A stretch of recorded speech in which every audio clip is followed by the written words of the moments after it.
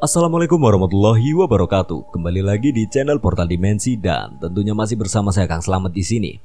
Kali ini Kang Slamet akan menceritakan sebuah kisah mistis pendakian yang berjudul Teror di Gunung Dempo. Cerita ini ditulis oleh Aras Anggoro. Ya, cerita ini adalah kisah nyata pendakian Gunung Dempo pada tahun 1992. Pendakian yang awalnya biasa saja berubah menjadi teror yang mencekam. Sebelum kita masuk ke ceritanya, buat kalian yang belum subscribe channel ini, tekan tombol subscribe-nya terlebih dahulu. Dan tekan tombol notifikasinya agar kalian tidak ketinggalan cerita terbaru dari Portal Dimensi. Gak usah berlama-lama lagi, langsung saja kita masuk ceritanya. Teror di Gunung Dempo.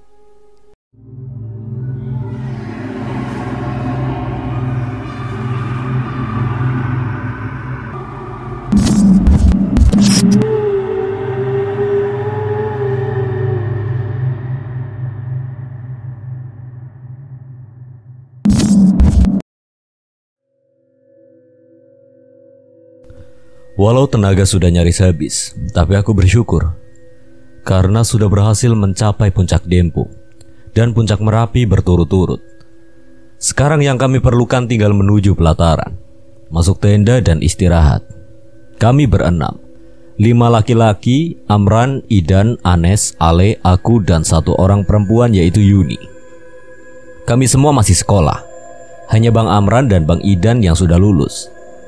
Dalam pendakian Dempo ini Bang Idan bertindak sebagai pemimpin rombongan karena selain lebih tua, dia juga pernah kesini sebelumnya. Begitupun Bang Amran dan Yuni. Sementara buat yang lainnya termasuk aku, ini adalah pendakian perdana. Ada kehilafan konyol namun akibat yang ditimbulkan tak pernah terbayangkan oleh kami. Tanpa sengaja Bang Idan membawa kartu remi bergambar porno di carrier-nya. Bang Idan menemukan kartu itu di kantong celananya ketika baru saja berganti pakaian setelah kami baru sampai di pelataran. Gituan kenapa dibawa, Dan? Kau ini ngajarin gak bener aja, kata Bang Amran ketika melihat tumpukan kartu itu. Tak sengaja aku, Am, jawab Bang Idan malu-malu lalu menambahkan sambil cengar-cengir. Habis kami mainkan kemarin malam, kok malah ikut ke bawah packing.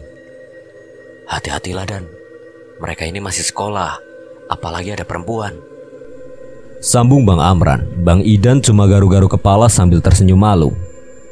Tapi insiden itu segera kami lupakan. Malah kami justru bersyukur. Kartu-kartu remi bergambar porno itu segera kami mainkan walau terpaksa sambil menahan air liur melihat gambar-gambar syurnya. Menjelang maghrib aku mendekati Anes dan Yuni yang sedang memasak nasi di luar tenda, menggambarkan kalau kami hendak sholat maghrib berjamaah dulu. Aku sholat maghrib dulu, Nes, Yun, kataku.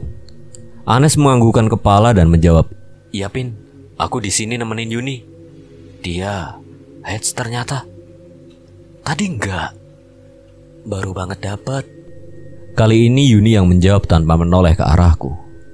Akhirnya kami berempat sholat maghrib berjamaah, sedangkan Yuni dan Anes berbeda keyakinan. Selesai sholat bersamaan nasi matang, tapi baru saja kami bersiap untuk makan, tiba-tiba gerimis disertai angin kencang disusul oleh badai menerjang. Kami semua langsung buru-buru masuk tenda, rasa lapar sudah tak terpikirkan lagi. Hujan besar dan angin kencang seakan berniat ingin merubuhkan tenda kami. Frame tenda terdengar bergemeretak menahan tekanan badai.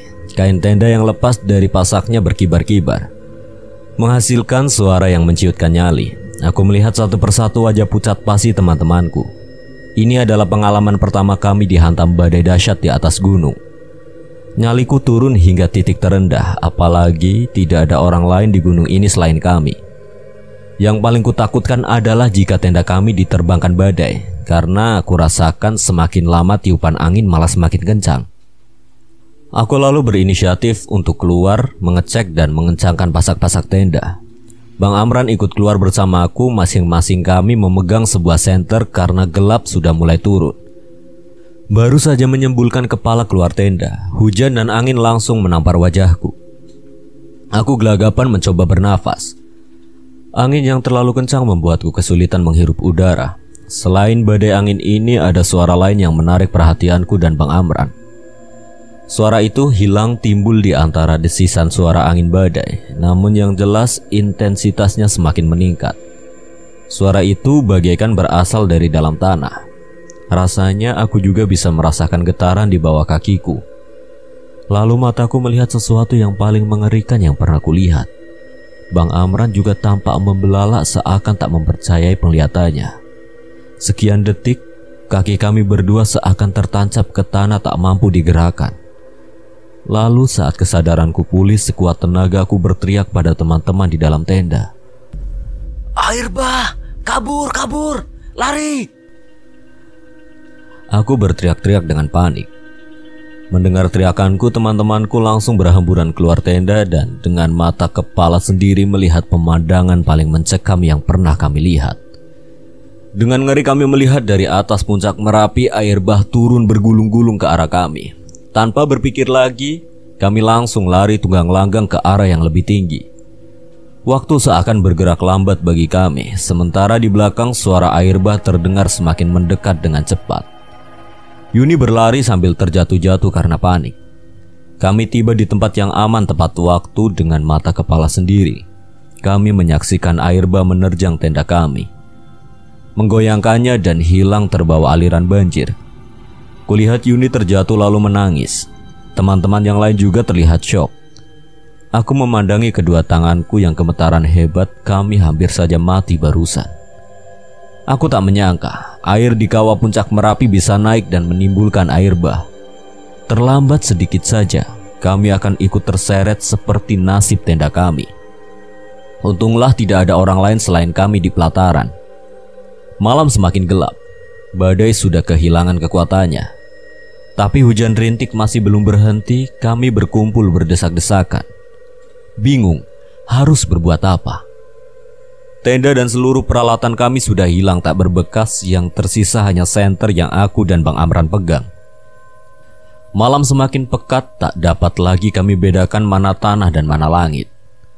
Puncak Merapi hanya terlihat sekilas ketika petir menyambar. Setelahnya kembali hanya kegelapan.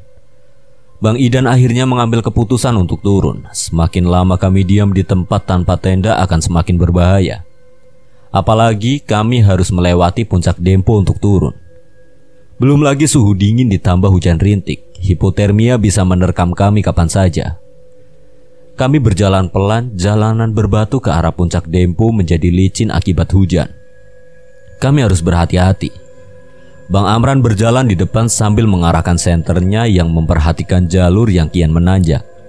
Di belakangnya mengekor adalah aku, Yuni, Ale, dan Anes. Senter satu lagi kuserahkan pada Bang Idan yang berjalan paling belakang. Aku sedang konsentrasi pada nafasku ketika tiba-tiba petir menyambar pucuk pohon cantingi di belakang kami. Jantungku hampir copot karena kaget. Sebuah titik api terlihat di bekas sambaran petir tadi sebelum akhirnya hilang tersiram hujan. Kami semua saling berpandangan tanpa berkata apa-apa. Belum juga hilang rasa kaget kami. Sebuah petir yang lain menyambar pohon cantingi yang lebih dekat. Lalu, petir yang lain menyambar sebuah batu besar yang jaraknya lebih dekat lagi. Batu itu langsung terbelah dan terbakar api. Jantungku berdekap kencang. Firasatku mengatakan ada sesuatu yang salah. Instingku berteriak-teriak agar aku cepat lari dari situ. Petir-petir ini mengejar kami. Dan tanpa komando lagi kami semua berlarian dengan panik semampu yang kami bisa. Petir-petir terus menyambar di belakang kami semakin mendekat. Tiap kali suaranya menggelegar, jantungku seakan berhenti berdetak. Dalam kepanikan itu, sesekali ku dengar isak tangis Yuni yang ketakutan. Lalu sebuah tiang cahaya putih raksasa menghujam beberapa meter di depan kami. Aku pasrah. Petir sedekat ini, aku tak mungkin selamat. Tapi itu bukan petir. Di depan kami hanya beberapa meter jauhnya adalah seorang perempuan cantik bergaun putih. Matanya menatap kami penuh kebencian. Mimik wajahnya terlihat sangat marah. Seluruh tubuhku gemetar, tapi aku tak mampu bergerak walau hanya untuk menunduk. Yang bisa kami lakukan hanya terpaku menatap senyum sinisnya. Kedua tangannya terlihat sedang memainkan sesuatu dan jantungku berdesir. menyadari yang ada di tangannya adalah kartu remi bergambar porno milik Bang Idan. Seiring senyumannya yang menghilang, tangannya terangkat pelan dan terlihat mengancam. Jari telunjuknya menunjuk lurus ke arah Yuni, lalu sebuah suara terdengar, lembut tapi mengerikan. Kamu punya saya. Sebuah petir menyambar lagi. Seketika perempuan bergaun putih itu hilang tak berbekas, diiringi suara cekikikan yang menggema di antara pohon-pohon cantigi puncak Dempo. Aku ketakutan setengah mati. Kakiku mendadak lemas dan mataku mulai panas. Yuni lebih parah. Kulihat tubuhnya gemetar tak terkendali. Bang Idan yang paling duluan menguasai diri segera mengamit tanganku dan Yuni dan meminta kami segera bergerak. Ayo gerak, ini udah gak beres. Penghuni sini marah sama kita, kata Bang Idan. Setengah berlari kami bergerak menuruni jalan setapak puncak Dempo. Tapi segera kami mulai melambat lagi. Walau hati ingin secepatnya meninggalkan tempat itu, tapi keadaan tidak mendukung. Keadaan malam yang gelap gulita ditambah jalur berbatu yang licin karena basah dan sumber cahaya yang hanya ada di depan dan belakang malah membuat kami lebih lambat dari sebelumnya. Tiap kali ku dengar gema suara cekikikan di balik kegelapan rimbunan pohon cantigi. Kakiku secara refleks ingin segera kabur, tapi berpisah dari rombongan bukanlah pilihan. Dari sudut mata bisa kulihat kelebatan-kelebatan sosok putih dan aku sungguh tak ingin memastikan sosok apa itu sebenarnya. Gerimis sudah berhenti dan bulan mengintip sedikit di balik awan. Tapi hembusan angin masih setajam silet. Aku sudah tak mampu membedakan apakah menggigil karena ketakutan atau kedinginan. Teman-teman yang lain keadaannya hampir sama denganku. Yuni, Ale, dan Anes. Kami masih mampu bergerak karena kami merasa dijaga oleh Bang Idan di depan dan Bang Amran di belakang. Berkali-kali mereka selalu mengingatkan untuk bergerak dan terus berdoa. Ku dengar suara Anes di belakangku bertanya pada Bang Amran. Bang, tadi itu siapa bang? Walau suaranya pelan tapi masih cukup terdengar olehku. Bang Amran tidak langsung menjawab dan jeda sebentar sebelum akhirnya dijawab dengan suara yang terdengar ragu. Putri Dempo. Kami melanjutkan melangkah turun dengan pelan dan beriringan. Aku terus-menerus merasa was-was seakan ada banyak mata yang sedang mengawasi kami. Kadang aku tersentak kaget melihat cahaya senter yang disorot ke tanah dari belakangku. Padahal hanya cahaya senter Bang Amran. Nafas-nafas kami terdengar berat. Otot betis dan pahaku mulai terasa kaku. Tapi tiap kali ingin minta istirahat, gema cekikikan kembali terdengar dari dalam kegelapan hutan. Suara itu seakan menertawakan kami yang dicekam ketakutan, dan Bang Idan juga terus-menerus meminta kami lebih cepat. Aku mengerti kekhawatiran Bang Idan. Gunung Dempo ini bukan gunung sembarangan. Secara berkala di gunung ini terus-menerus terjadi insiden yang serius. Orang hilang dan meninggal sudah umum terdengar. Ingatan akan hal ini yang membuatku terus memaksa diri untuk berjalan walau sudah luar biasa letih. Di sini posisi jalan kami berubah. Bang Amran dan Bang Idan berganti posisi. Yuni di belakang Bang Amran dan aku di tengah. Dari belakang terdengar suara Bang Idan mengingatkan untuk jalan dan jangan putus berdoa. Nes, doa menurut keyakinan kamu. Yuni juga. Suara Bang Idan mengingatkan Anes berdoa. Iya bang. Aku lega karena kami sudah melewati hutan cantigi. Pohon-pohon cantigi dengan cabangnya yang kurus seperti jari-jari mayat membuatku tak nyaman. Kami mulai masuk hutan yang di sepanjang jalur berisi pohon-pohon besar dan mulai rapat. Di belakang pohon-pohon itu kabut putih bergerak pelan. Bayangan samar pohon-pohon kurus di balik kabut bagiku seakan hidup dan mengawasi langkah kami. Pin, fokus ke depan. Jangan tengok kiri kanan. Suara Bang Idan terdengar dari belakang. Iya bang. Tanpa diminta sebenarnya aku pun mulai jengah dengan suasana sekitar. Kabut-kabut yang bergerak pelan di antara pohon dan rerimbunan semak mengajakku berpikiran yang aneh-aneh. Lagi pula jalanan yang kian menurun curam menuntut perhatian lebih. Apalagi ditambah minim penerangan. Sering aku ragu untuk melangkah dan harus meminta di senter lebih dulu. Lalu kurasakan bulu kuduku meremang. Dari sudut mata seringkali terlihat melintas sesuatu. Tapi kupaksa pandanganku terus fokus ke depan hingga tiba-tiba di luar keinginanku sendiri wajahku pelan-pelan menoleh ke samping kanan.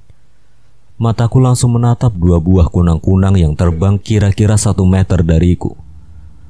Pandanganku bagai terpaku ke arah dua cahaya kecil itu. Semakin lama ku tatap, cahaya kecil itu pelan-pelan semakin membesar. Tubuhku langsung kaku ketika menyadari itu bukanlah kunang-kunang, melainkan sepasang mata berwarna merah menyala. Mata itu menatap lekat padaku tanpa berkedip. Sorot matanya terlihat sadis dan menampakkan ketidaksukaannya. Pelan-pelan wajahnya terlihat, lalu rambutnya hingga akhirnya terlihat seluruh tubuhnya. Laki-laki itu memakai pakaian serba hitam, rambutnya panjang dan berantakan. Aku masih belum mampu menggerakkan tubuhku, leherku kaku. Bahkan untuk mengeluarkan suara pun aku tak bisa. Tiba-tiba jantungku seakan lepas ketika wajah makhluk tadi dalam sekejap sudah berada sejengkal dari wajahku. Tapi wajah itu kini berubah menjadi busuk dengan belatung-belatung yang menggeliat dan keluar masuk di mata, hidung dan kulit pipinya. Bau bangkai yang sangat busuk terhirup dan membuatku mual. Mataku membelalak ngeri dan refleks berteriak sekuat tenaga. Dan wajah busuk itu terus mendekat. Jeritanku semakin menjadi-jadi ketika kulihat kulit dan daging yang busuk di pipinya berjatuhan ke tanah. Sebuah tamparan keras menyadarkanku, itu adalah Bang Idan yang tiba-tiba sudah ada di depanku. Ketika kesadaranku mulai pulih, aku mendapati diriku sedang duduk dengan posisi tangan menutupi wajahku. Teman-teman yang lain ada di sekelilingku, bibirku gemetaran, begitu juga seluruh tubuhku. Mataku nanar mencari keberadaan makhluk tadi, lalu Bang Idan memegangi wajahku dengan dua tangannya dan memaksaku melihat lurus ke matanya. "Dek, sadar dek!" Tapi aku masih saja menjerit ketakutan, hingga tamparan kedua mendarat di pipiku barulah aku sadar sepenuhnya. Dengan bibir gemetar aku berusaha menjelaskan pada Bang Idan tentang penampakan tadi. Tapi yang keluar dari bibirku hanya gumam-gumam yang tak jelas. "Istighfar dek," ucap Bang Idan lagi. Aku menurut, aku mulai beristighfar tanpa suara. Pelan-pelan aku kembali tenang. Nafasku tidak lagi berpacu. Di sampingku Bang Amran berjongkok sambil mengusap-usap punggungku untuk menenangkanku. "Istirahat sebentar Dan, kasihan adik-adik ini pasti lelah." Ku dengar Bang Amran berbicara pada Bang Idan. Perutku yang masih mual karena mencium bau busuk tadi berkontraksi dan akhirnya aku muntah-muntah. Bang Amran mengurut-urut leher belakangku sambil aku terus muntah. Melihat keadaanku dan mungkin juga keadaan teman-teman yang lainnya, akhirnya Bang Idan setuju kami istirahat sebentar. Lalu Bang Idan berbicara padaku. "Kan abang sudah bilang dek, jangan tengok-tengok, fokus saja ke depan." "Aku tidak noleh bang, kepalaku muter sendiri." Kulihat Bang Idan agak terkejut dengan jawabanku. "Ya udah, istighfar aja, nyebut dek," kata Bang Idan lagi. "Apa yang dilihat jangan diceritakan ya dek." Aku mengangguk mengerti karena selain Bang Idan dan Bang Amran, kulihat mimik ketakutan di wajah Yuni, Ale dan Anes. Belum tuntas hilang rasa takutku, Bang Idan memberi aba-aba supaya kami mulai bergerak lagi. Aku yang masih lemas dipapa oleh Ale dibantu Anes. Bang Idan kembali memposisikan diri di belakang. "Ingat ya, pandangan lurus aja ke depan. Kalau ada melihat sesuatu, diam aja, jangan diceritain." Suara Bang Idan berbicara pada kami semua. Belum sempat salah satu di antara kami menjawab, kulihat sesuatu terbang melintas di depan kami. Rasa penasaran rupanya lebih besar daripada rasa takutku. Sebuah sifat yang membuatku menyesal. Kulihat di atas kami beberapa sosok kuntilanak terbang dari pohon ke pohon. Kuntilanak itu menyeringai, suara tawanya saja sudah cukup untuk mendirikan bulu kuduku. Buru-buru kupaksa wajahku menatap tanah berharap mereka tidak melihatku. Lalu kurasakan tangan Ale yang sedang membapahku tersentak. Kuikuti pandangan mata Ale yang sedang melihat ke samping. Di balik pepohonan kulihat sosok besar bermata merah. Seluruh badannya nampak dipenuhi bulu. Tapi Ale tetap diam tak bersuara. Walau wajahnya pucat pasi dan keringat banjir di wajahnya. Penampakan demi penampakan terus bermunculan di sana-sini. Di atas di dahan-dahan pohon, di balik semak, sesekali kami saling bertabrakan karena Bang Amran yang paling depan mendadak berhenti. Sesekali karena kuntilanak yang tiba-tiba melintas. Lain waktu ada pocong yang menghalangi jalur, bau-bauan timbul dan menghilang. Bau bangkai digantikan bau bunga melati yang amat pekat. Juga wangi bunga Kamboja. Jantungku bergemuruh, doa-doa tak putus kubisikan hingga mulutku terasa kering pun tak peduli. Aku tak ingin menjadi salah satu korban Gunung Dempo. Lalu telingaku menangkap bunyi-bunyian ganjil. Awalnya hanya suara bisik-bisik dari balik kabut. Semakin lama suara-suara lain tumpang tindih di telingaku. Asalnya dari berbagai arah, ada suara orang bercakap-cakap, suara musik, suara orang menyapu, suara geram harimau dan banyak lagi. Dan ada satu suara yang membuatku bergidik ngeri. Suaranya terdengar teredam dan jauh, namun suara itu tak pernah berhenti. Itu adalah suara yang memanggil-manggil namaku. Albin, Albin, Albin. Aku berusaha tak ingin mendengarkan, tapi suara yang memanggil-manggil namaku itu terus-menerus menggema, seakan menempel di telingaku. Melihat yang lain menutup telinga dengan kedua tangan, ku yakin mereka juga mendengar hal yang sama. Aku menoleh ke belakang mencoba melihat Bang Idan. Nampaknya hanya dia yang tidak terpengaruh, karena masih terus berjalan tanpa ekspresi di wajahnya. Fokus ke depan, Dek. Jangan cerita apa-apa, jangan dengerin apa-apa. Aku mengangguk mengiyakan, tapi sulit sekali fokus saat kelelahan dan dicengkram ketakutan seperti ini. Sebelah kananku adalah hutan. Segala penampakan ada di setiap pohon di sana. Sementara sebelah kiriku adalah jurang. Suara-suara meneror kami dari dasar jurang itu. Di depanku dengar suara berdebam, rupanya Yuni terjatuh. Mungkin kakinya tak sengaja tersangkut akar, lalu ku dengar dia berteriak histeris. Aku ikut berteriak saat melihat yang membuatnya terjatuh bukanlah akar, melainkan sepotong tangan. Bang Amran dengan cepat menarik tangan Yuni, memaksanya bergerak. Berikutnya ku dengar Ale dan Anes yang berteriak ketakutan di belakangku. Aku tak berani menoleh ke belakang. Saat aku sedang fokus melihat ke bawah, menatap kakiku sendiri yang sedang berjalan, tiba-tiba ada sebuah kepala yang menggelinding dan tak sengaja tertendang. Kali ini aku yang berteriak dengan kencang. Setiap kali ku dengar teman-temanku berteriak, entah apa yang mereka alami, aku tak ingin tahu. Penghuni Gunung Dempo ini seakan berkumpul dan bergantian mengganggu kami. Tampaknya kami tidak akan dibiarkan tenang walau sekejap. Belum jauh berjalan, giliran aku yang kembali berteriak karena sebuah tangan menangkapku dari balik dahan pohon yang menjuntai ke jalur. Dengan cepat aku melepaskan diri sambil berteriak dan beristighfar. Kulihat teman-teman yang lain tak bereaksi mendengarkanku berteriak. Mereka pastinya juga diteror masing-masing. Lalu sepasang tangan besar dan hitam mencengkram kakiku. Kembali aku berteriak histeris sambil berusaha melepaskan diri seperti tadi. Tapi semakin aku berusaha, cengkraman tangan itu malah semakin kuat, membuatku semakin histeris. Bang Idan, lagi-lagi Bang Idan menjadi dewa penolongku, berlari dan langsung memeluk dan menenangkanku. Tenang, Dek, tenang, istighfar. Tapi cengkraman di kakiku tetap tidak hilang, justru semakin kuat menekamku. Ada tangan, Bang, di kakiku. Kakiku dipegangnya, Bang. Aku merintih sakit dan ketakutan. Lalu Bang Idan dan dua teman lain berjongkok berusaha melepaskan kakiku. Aku hampir tak percaya apa yang kulihat.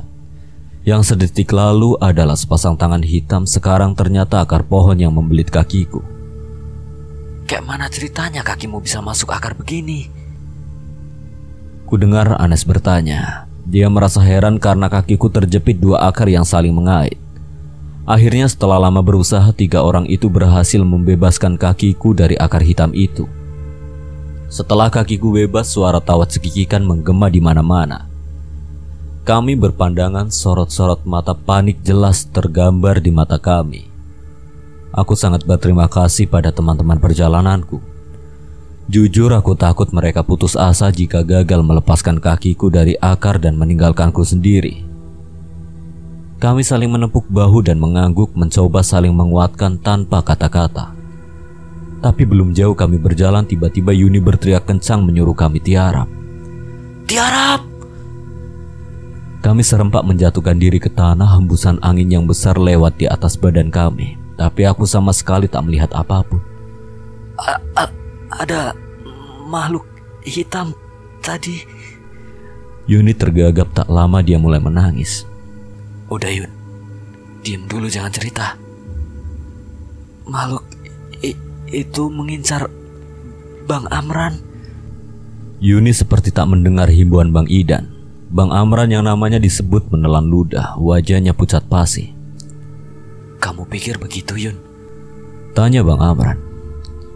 Iya Bang, makhluk itu sejak tadi mengikuti kita. Matanya selalu menatap Bang Amran. Dia mengincar Bang Amran.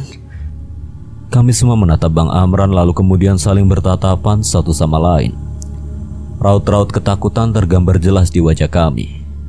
Omongan Yuni barusan membuat jantungku semakin merasa diremas-remas penghuni Dempo. Bukan cuma berniat mengganggu, tapi berniat mencelakakan kami. Makhluk itu juga yang tadi menarik kaki Alpin. Tadi aku lihat dia sembunyi di balik pohon. Sekarang giliran aku yang pucat. Memang bukan akar kan Yun? Aku juga lihat tangan hitam yang tadi narik kakiku. Tadi aku mau kasih tahu, tapi udah terlambat. Mendengarkan obrolanku dan Yuni, kami semua serentak beristighfar dengan pelan. Sudah, jangan dipikirkan. Kita lanjut lagi dan fokus dan jangan sampai terpisah. Kita harus cepat. Kita pasti selamat. Percayalah, kita punya Tuhan. Bang Idan memotong obrolan kami agar tidak semakin jauh. Kami semua menurut. Kami tarik nafas panjang untuk menenangkan diri, lalu mulai berjalan lagi. Sambil berjalan itu, aku yang masih penasaran bertanya lagi pada Yuni. Yun, jadi kamu tadi bener lihat kan yang narik aku? Aku beneran gak bohong, tadi itu Yun. Tadi tangan Yun, bukan akar. Iya, makhluk itu tadi Pin. Aku lihat. Mau bilang tapi sudah terlambat. Ale yang berjalan di belakangku ikut nimbrung. Kalau aku gak lihat tangan Pin, tapi aku lihat di atas pohon ada monyet besar banget. Matanya merah. Dia ngikutin kita terus, tapi aku gak berani ngomong. Takut dibilang halusinasi.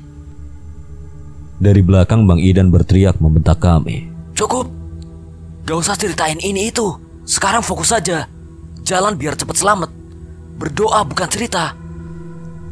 Kami bertiga langsung menciut dan kembali jalan. Dan suara-suara gaib kembali terdengar saat kami semua diam. Di balik semak jelas ku dengar suara langkah kaki, juga tawa dan tangisan. Kadang suara ranting patah, lalu geraman-geraman yang berat. Namun yang paling mengganggu adalah suara-suara dari jurang yang memanggil setiap nama kami berulang-ulang. Fokus. Yang dipanggil jangan noleh, kata Bang Idan. Bang Idan benar.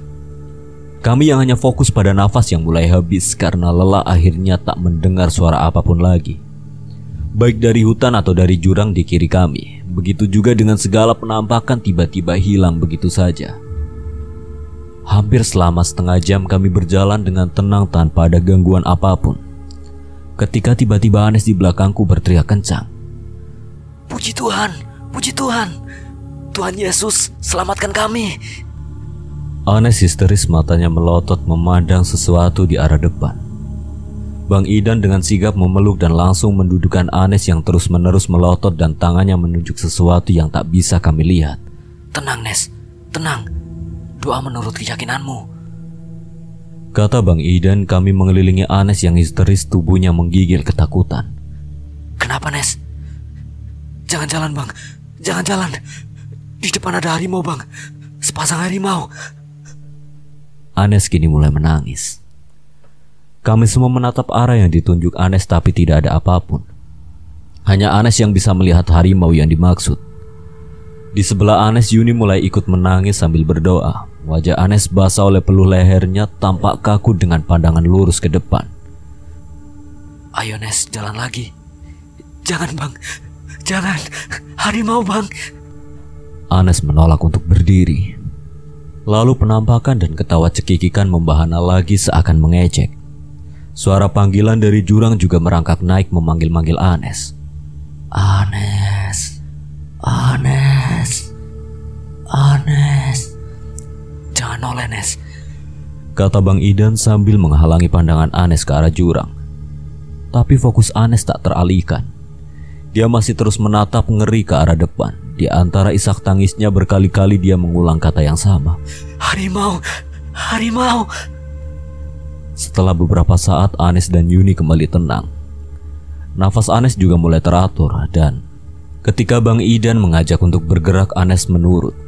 Kami berasumsi sepasang harimau yang dilihat Anes sudah pergi. Rapatkan jarak, jangan terlalu jauh. Perintah Bang Idan.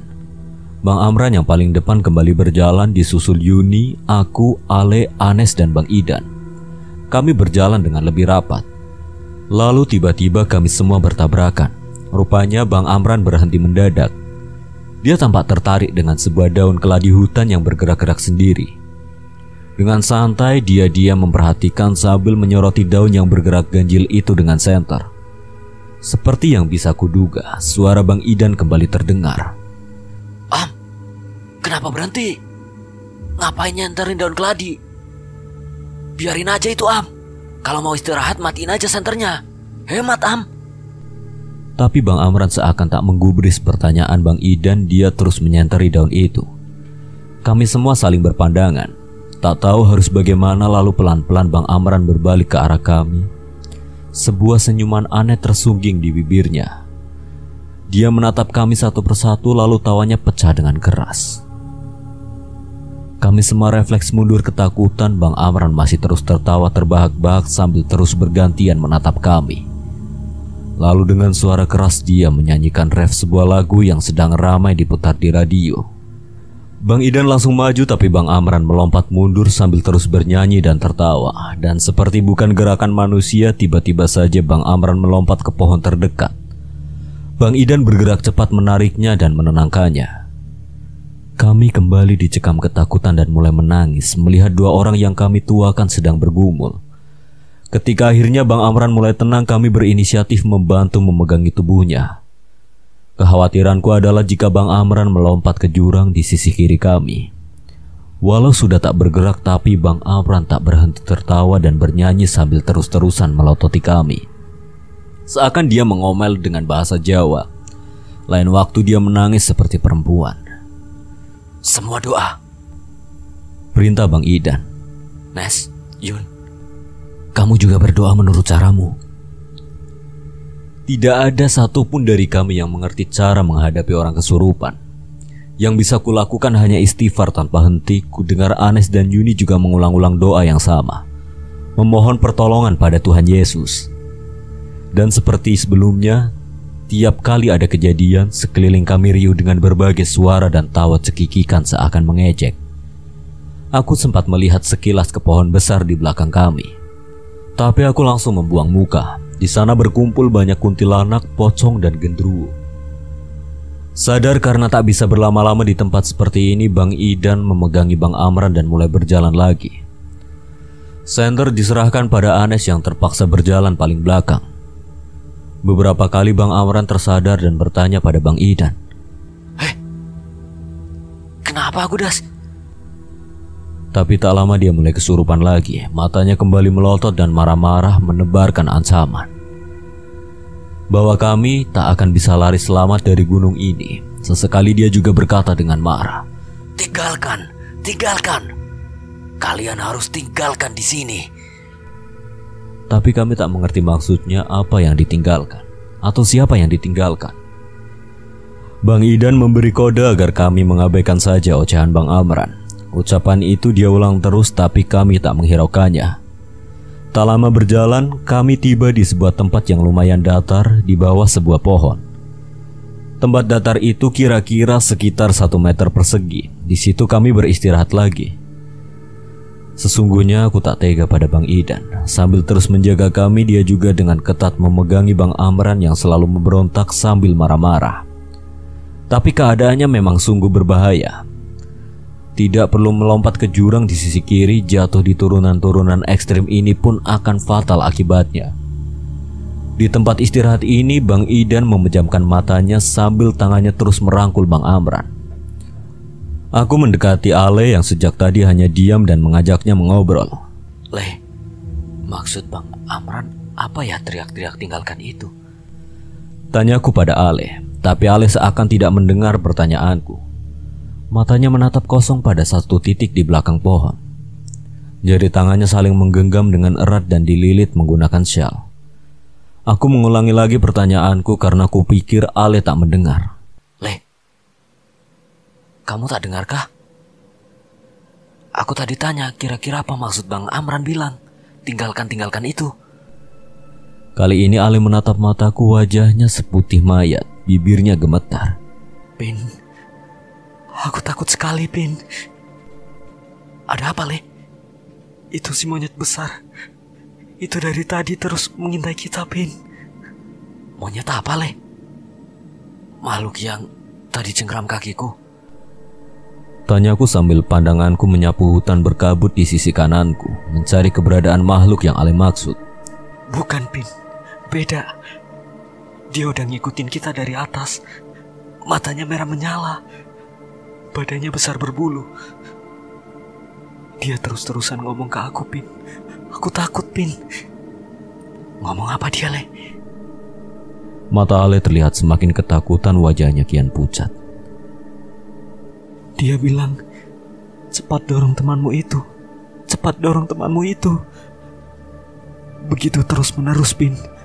Aku takut dikuasainya dan kesurupan kayak Bang Amran. Makanya ku ikat tanganku ini. Siapa yang didorong maksudnya, Le? Kamu, Pin. Sekarang aku yang ketakutan setengah mati. Yang benar, Le. Benar, Pin. Demi Allah, demi Rasulullah. Aku benar-benar takut, Pin. Tiba-tiba Bang Idan membuka matanya dan menghardik kami berdua. Ngomong apa kalian? Lalu Ale menjelaskan yang sebelumnya sudah dia ceritakan padaku. Bang Idan mendengarkan dengan serius. Alis matanya bertaut. Dia tampak kesal, setengah berteriak dia bertanya ke Ale. Mana makhluk itu? Tunjuk, Le. Dengan ketakutan Ale menunjuk sebuah titik di belakang pohon besar. Bang Idan menyadari tempat itu tapi tidak ada yang terlihat. Benar omonganmu itu, Le?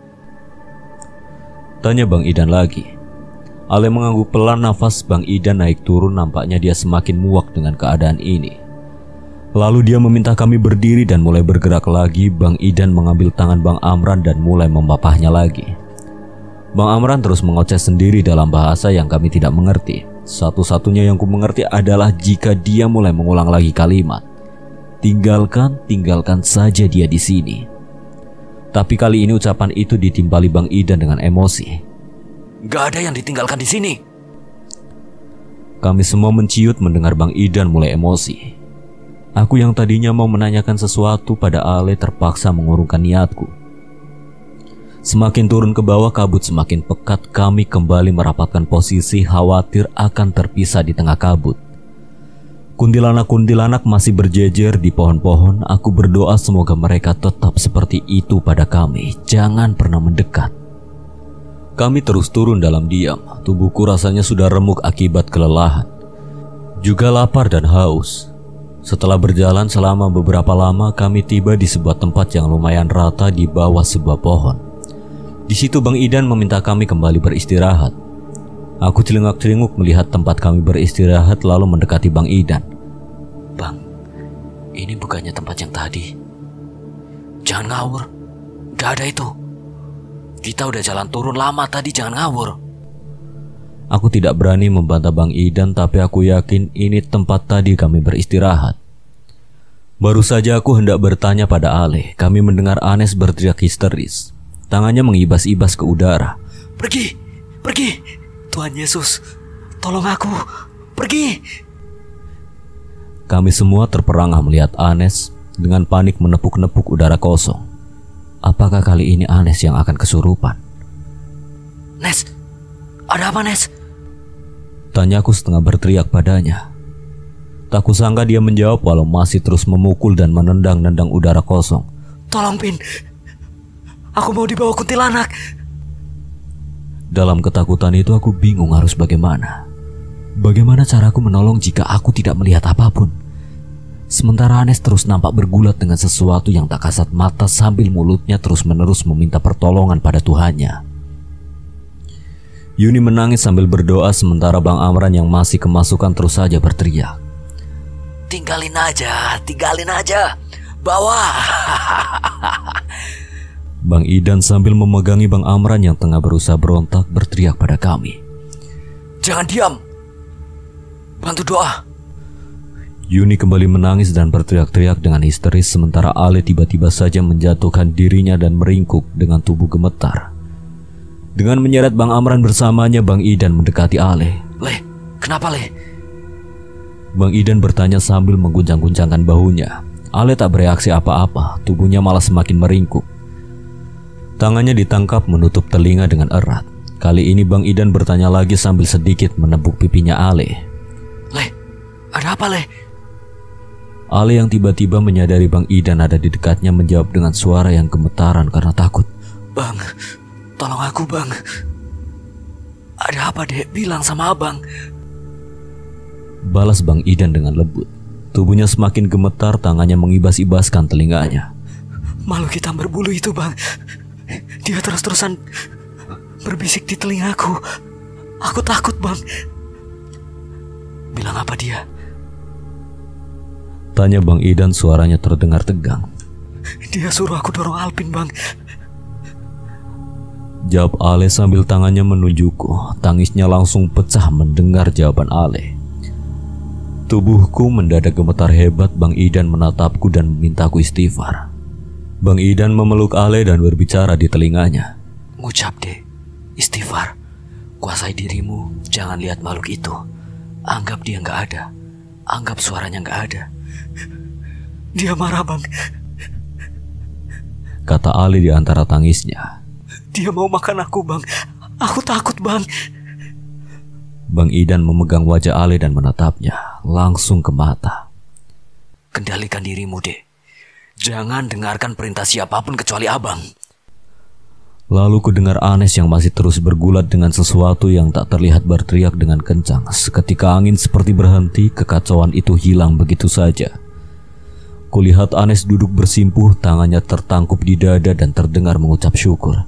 Terima kasih Tuhan. Terima kasih Tuhan. Bersamaan juga Ale tampak mulai menguasai dirinya lagi. Dia bangkit dengan lemah, kami mendekati Anes selalu berpelukan dan saling bertangisan.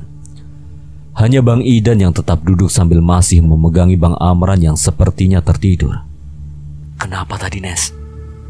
Kunti dan Pocong bang. Mereka mau bawa aku. Jawab Anes, nafasnya masih naik turun. Keringat dingin menetes di dahinya. Mereka bilang juga mau ambil Alpin, Ale, Yuni dan abang. Kami saling berpandangan mendengar ucapan Anes. Bang Idan kulihat sedang memperhatikan kami satu persatu. Mungkin dia menilai kondisi kami, kemudian dia melihat ke sekeliling kami, ke hutan di kanan dan jurang ke kiri. Masih kuat jalan gak? Kami menjawab serempak. Kuat bang. Pin, kamu pakai kaos dalam kan? Coba kamu buka Pin. Kali ini dia berbicara padaku. Aku tak mengerti tapi tidak juga bertanya. Kubuka jaket dan kaosku, lalu kaos dalamku dan kuserahkan pada Bang Idan. Kaos dalamku itu lalu disangkutkan pada sebuah akar yang mencuat dari gundukan tanah. Ayo gerak lagi, kata Bang Idan. Setelahnya, dengar ya, abang tegaskan lagi, fokus saja ke depan apapun yang kalian lihat. Dengar, rasakan, jangan diceritakan. Kami semua mengangguk. Kita semua lihat, gak usah diceritain lagi. Abang pun lihat, gak cuma kalian. Sambung Bang Idan lagi. Aku lega karena ternyata Bang Idan pun melihat yang kulihat. Ada ketakutanku jika selama ini aku hanya berhalusinasi. Nampaknya itu juga yang dirasakan Yuni, Anes, dan Ale. Tanpa ada yang menyuruh, kami semua langsung berpelukan. Dadaku bergemuruh dan tanpa bisa ditahan lagi, mataku basah oleh air mata. Begitu juga dengan teman yang lain. Bang Idan memeluk kami semua dan menepuk-nepuk bahu untuk menguatkan. Sudah, pokoknya mulai sekarang saling jaga aja ya. Ingat, di sebelah kiri kita jurang menganga. Jaga temanmu. Kami semua mengangguk setelah berpelukan, rasanya ada energi baru di tubuhku.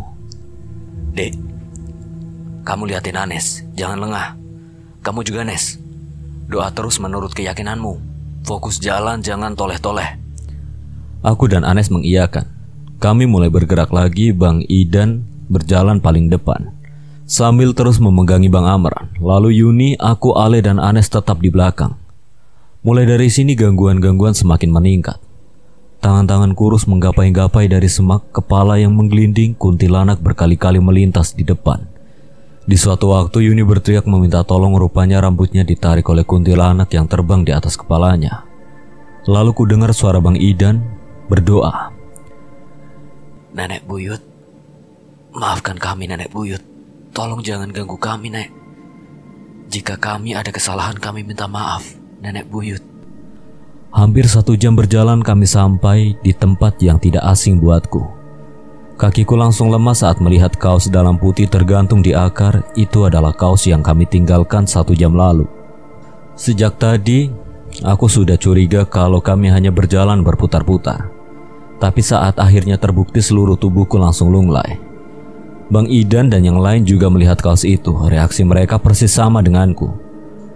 Kami langsung duduk dan menundukkan kepala ke tanah. Aku rasanya sudah tak sanggup lagi berjalan. Di sudut mata kulihat Yuni yang duduk di sebelahku tiba-tiba bertingkah aneh.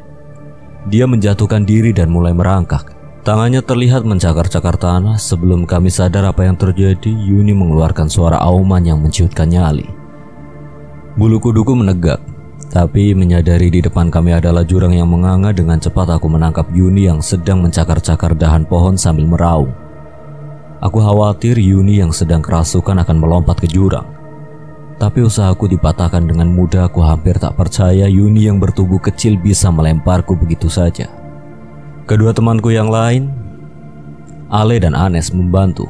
Tapi kembali mereka dibanting begitu saja. Kemudian secara bersamaan kami bergerak dan menangkap Yuni. Bang Idan tidak ikut membantu karena Bang Amran juga memberontak berusaha melepaskan diri sambil marah-marah. Nafasku memburu, irama jantungku berdegup kencang tak beraturan. Aku dan Ale yang memegangi tangan kanan dan kiri Yuni dibanting ke sana sini dengan mudah. Tapi kami masih terus menolak melepaskan.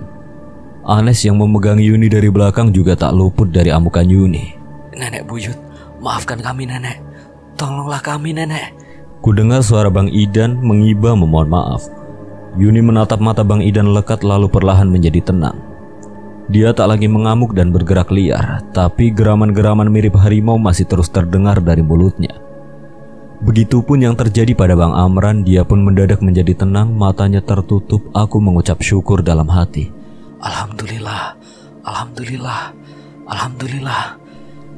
Kulihat Bang Idan menarik nafas panjang beberapa kali. Dia tampak sudah sangat kelelahan. Aku berdoa semoga Allah melindungi kami, terutama Bang Idan. Jika Bang Idan ikut kesurupan, kami semua tamat. Dek, Le, Nes, masih kuat kalian? Kuat Bang. Aku jaga Amran, bisa kalian jaga Yuni. Jangan sampai dia berontak dan lari ke jurang. Bisa Bang, kami akan jaga. Bang Idan mengangguk lalu dia berdiri dengan lemas sambil memapah Bang Amran. Dek, kalian jalan duluan, kata Bang Idan. Kami menurut. Anes dan Ale memegangi Yuni dan aku berjalan paling depan sambil memegangi senter. Saat saya senter ku arahkan ke jalur, aku langsung gugup. Sebelumnya jalur itu sudah kami lewati, tapi sekarang aku tak mengenali jalur di depanku ini. Ada apa dek? Tanya Bang Idan. Wajahku menoleh ke arah Bang Idan, mimik gugup dan takut terlihat jelas di wajahku. Bang, kayak mana ini Bang? Jalurnya jadi ada 2 Bang. Bang Idan seakan tak mempercayaiku hingga akhirnya dia melihat sendiri. Jalur itu kini ada 2. Dan kedua jalur itu tak ada yang kami kenali sama sekali. Insting kau pilih yang mana dek? Tanya Bang Idan. Aku menjawab tanpa ragu. Logikanya yang kiri pasti ke jurang Bang. Yang bener yang kanan kalau instingku. Bang Idan tampak berpikir dengan keras. Kami semua diam menunggu keputusan Bang Idan. Lalu Bang Amran membuka matanya. Dia menatap kami satu persatu sambil nyengir disusul tawa terbahak-bahak. Kamu gak bisa pulang. Bang Amran yang masih terus kesurupan berbicara di antara tawanya. Kalimat itu dia ucapkan terus-menerus dengan nada mengejek. Wajah Bang Idan langsung mengeras, lalu berteriak kencang. Semua pasti pulang. Tidak ada yang ditinggal. Aku terpaku menghadapi situasi yang mendadak kembali tegang. Sementara Ale dan Anes juga panik karena Yuni tiba-tiba mulai menggeliat lagi dan mulai mengaum dengan buas. Kamu gak bisa pulang. Bang Amran membentakku disusul tawanya yang seakan menertawakan ketidakberdayaan kami. Ale dan Anes berteriak-teriak saat Yuni memberontak. Mereka terbanting-banting ke kanan dan kiri. Lalu di antara geraman-geramannya Yuni berbicara. Lompat ke jurang. Lompat ke jurang. Kami berpandangan dengan ngeri mendengar ucapan Yuni, terutama karena posisi kami yang memang tepat di bibir jurang. Kakiku gemetar, kabut yang menutupi jurang mengaburkan pandangan tentang seberapa dalam jurang itu sebenarnya. Pelan-pelan aku mundur menghindari tepian. Lalu sesuatu terjadi dengan begitu cepat, aku dan Bang Idan hanya mampu mematung dengan wajah ketakutan. Ketika Yuni mengeram dengan kencang sambil melempar Ale dan Anes ke dalam jurang. Tubuh kedua temanku itu langsung hilang di telan kabut, sementara suara teriakannya bergema di antara dinding-dinding jurang. Baik aku atau Bang Idan benar-benar syok hingga kami hanya bisa mematung tak mampu bergerak. Yuni mengalihkan perhatiannya pada Bang Amran yang berteriak dan marah-marah tak karuan. Lagi-lagi, kami hanya bisa melihat dengan ketakutan ketika Yuni menendang Bang Amran yang langsung terbalik ke jurang diiringi suara tawa yang mengerikan. Perjalanan Alpin dan kawan-kawan masih panjang. Nantikan part 2 cerita teror di Gunung Dempo. Sampai jumpa lagi di part 2.